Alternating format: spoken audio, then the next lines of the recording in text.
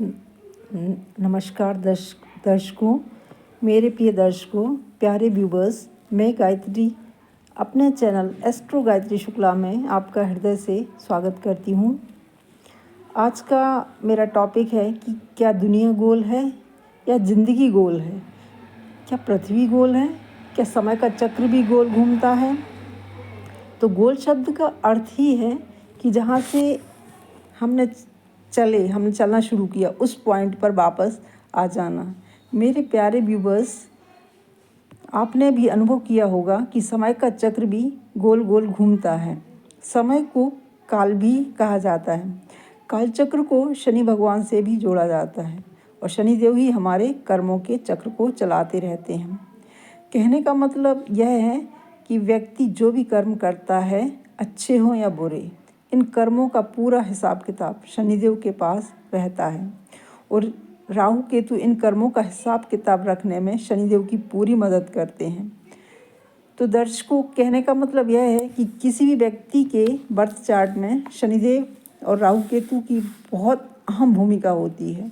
इन तीनों की चार्ट में स्थिति देखकर ये पता लगाया जा सकता है कि व्यक्ति क्या कर्म करने पृथ्वी पर आया है और पास्ट में उसके कर्म कैसे थे और आगे फ्यूचर में किस तरह की कर्म करेगा। दर्शकों, ये तो एक छोटी सी जानकारी थी। अब हम अपने मेन टॉपिक पर आते हैं। समय का चक्र चलता रहता है और वह गोल गोल घूमता है। आज का टॉपिक यही है। तो यहाँ गोल गोल घूमने से अभिप्राय यह है कि व्यक्ति अपनी ज़िंदगी में जो भी अच्छे या बुरे कर्म करता है, तो जो उसके अच्छे कर्म होते हैं वो सुख के रूप में, सौभाग्य के रूप में व्यक्ति की ज़िंदगी में आते हैं और वह उन्हें भोगता है। व्यक्ति के बुरे कर्म उसके दुख के रूप में या कहा जाए कि दुर्भाग्य के रूप में उसके जीवन में आते हैं और उसे उन कर्मों को भी भोगना पड़ता है। यूनिवर्स का नियम भी यही है कि जो हम देते हैं, अच्छा हो या बुरा हो, वही हमारे पास लौट कर आता है और इसलिए समय का चक्र गोल गोल घूमता है और इसलिए इतिहास भी कभी कभी घूम घूम के अपने आप को दोहराता रहता है।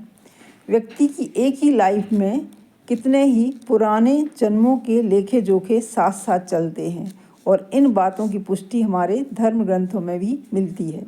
जैसे भगवान श्री राम ने बाली को मारा था, जबकि बाली का बैर तो सुग्रीव से था, तो बाली ने श्री राम से यही कहा था कि धर्म हेतु अवतरित गुसाई, मारहु मोहि व्याघ्र की नाही।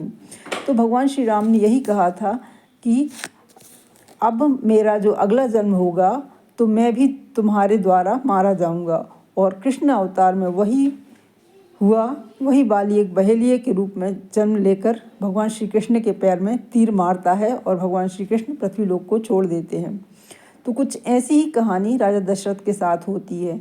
जब वो श्रवण कुमार को मृग के धोखे से मार देते हैं तो श्रवण कुमार के बूढ़े माता पिता उन्हें शाप देते हैं कि हम पुत्र शोक में अपने प्राण त्याग रहे हैं, तुम्हें भी पुत्र शोक में ही अपने प्राण त्यागना पड़ेंगे।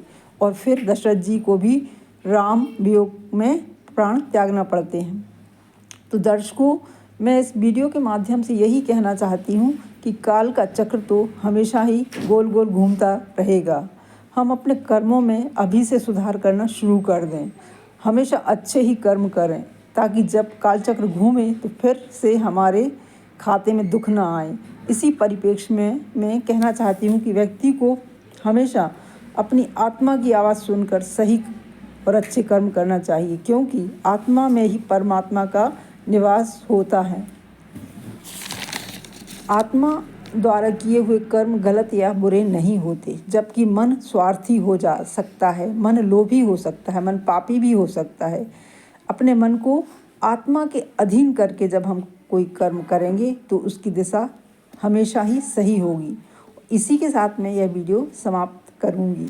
मेरे प्रिय व्यूवर्स, अगर आपको यह वीडियो पसंद आता है तो आप इस वीडियो को लाइक करें और सब्सक्राइब करें। धन्यवाद।